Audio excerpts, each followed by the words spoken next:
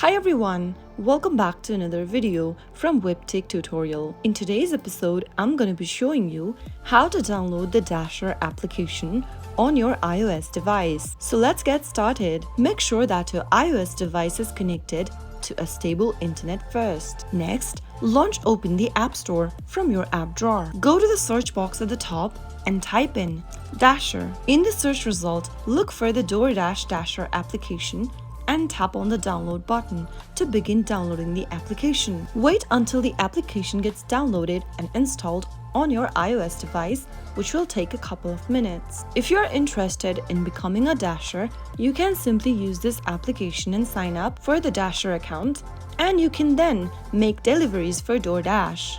Once the application is downloaded and installed, tap on the Open button to open the Dasher application on your device. Now, sign up to a Dash account or log into your existing account and get started. That was how you can easily download the Dasher application on your iPhone within a couple of minutes. If you found the video to be helpful, go ahead and give us a thumbs up. Don't forget to subscribe to the channel by hitting the subscribe button. Also press on the bell icon so that you'll never miss another upcoming upload from us. I will see you again in the next video. Thank you for watching.